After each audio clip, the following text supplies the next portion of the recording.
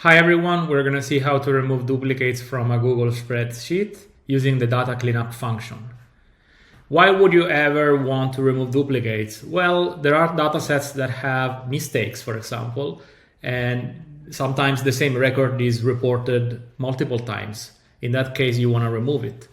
You don't want to do that manually by checking record by record, especially if you have thousands of records like in this dataset. So there is the data cleanup function that comes in very handy. So this dataset is about car and motorbike accidents in the city of Rome, and it was released by the open data portal of the city of Rome in Italy. And basically, we know that the same accident is reported multiple times, especially if there are multiple vehicles and multiple people involved in each accident. And you can see that from the protocol number. So if an accident has like 3 actors involved, there will be 3 records, each for each vehicle involved.